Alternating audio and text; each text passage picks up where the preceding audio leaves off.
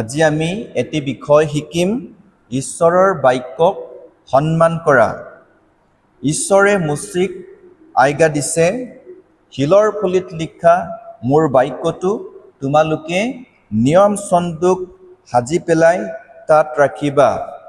ঈশ্বৰে মুচিক আৰু ইজৰাইলক শিকাইছে যে তেওঁৰ বাক্যটো ভাল জাগাত ৰাখিবৰ কাৰণে আৰু প্ৰেম কৰিবৰ কাৰণে আৰু সন্মান কৰিবৰ কাৰণে ঈশ্বৰে ইজৰাইলক শিকাইছে।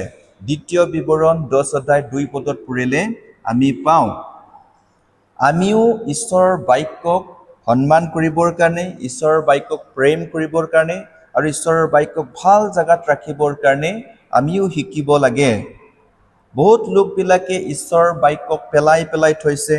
বহুত লোকবিলাকে ঈশ্বৰৰ বাক্যক এনেকা কোণাত থৈছে, লেতেৰা জাগাত থৈছে, মকৰা জাল লাগি পেলাই আছে আৰু বাইবেলৰ পাতবিলাক কোলা হৈ গৈছে আৰু বাইবেলত কভাৰ নলগাই, নিজে হ'লে দামী দামী কাপোৰ লগায়, কিন্তু বাইবেলক 200 টকাৰ কভাৰ নলগায়।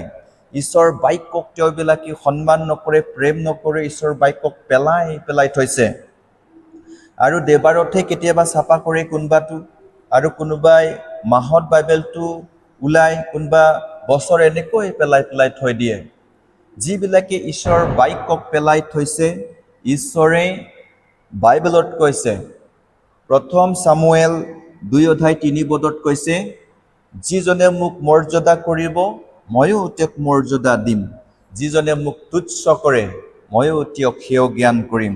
যিবিলাকে আজি ঈশ্বৰৰ বাক্যক পেলাই থৈছে, ঈশ্বৰো তেওঁবিলাকৰ জীৱনবিলাকক পেলাই থৈছে। ঈশ্বৰো তেওঁবিলাকক বেমাৰত পেলাই দিছে, সমস্যাত পেলাই দিছে, দুখ আৰু যাতনাত পেলাই দিছে, শয়তানক সমৰ্পণ কৰি দিছে, আন্ধাৰত ঈশ্বৰে তেওঁবিলাকক পেলাই দিছে।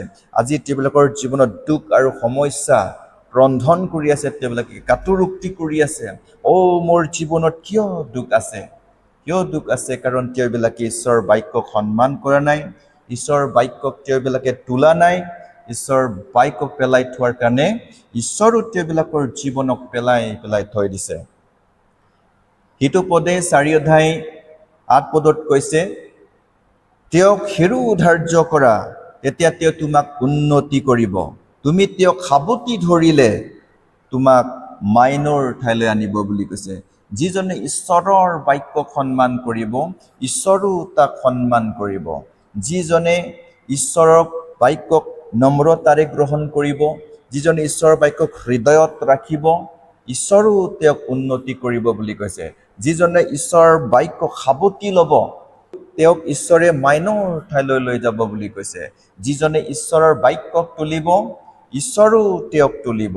ঈশ্বৰো তেওঁক সেই যাতনাৰ পৰা, সেই সমস্যাৰ পৰা, সেই বেমাৰৰ পৰা, সেই দুখৰ পৰা ঈশ্বৰে তেওঁবিলাকক তুলিব আৰু ঈশ্বৰে তেওঁবিলাকক সন্মান দিব, ঈশ্বৰে তেওঁবিলাকক আদৰ দিব, তেওঁবিলাকৰ জীৱনবিলাক ঈশ্বৰে উজ্জ্বল কৰি দিব, তেওঁলোকৰ জীৱনত ঈশ্বৰে শান্তি আৰু আনন্দ আহিবলৈ দিব। যিজনে ঈশ্বৰৰ বাক্যক প্ৰেম কৰিব, ঈশ্বৰো তেওঁবিলাকক প্ৰেম কৰিব। যিবিলাকে ঈশ্বৰৰ বাক্যক সন্মান কৰিব, ঈশ্বৰে তেওঁবিলাকৰ জীৱনত সন্মান আৰু আদৰবিলাক আনি দিব আৰু ঈশ্বৰে তেওঁবিলাকৰ জীৱনত আশীৰ্বাদেৰে পূৰ্ণ কৰিব। এইকাৰণে ঈশ্বৰৰ বাক্যক ভাল জাগাত ৰাখক, ঈশ্বৰে আপোনাক ভাল এটা অৱস্থালৈ আপোনাক পৰিণত কৰিব।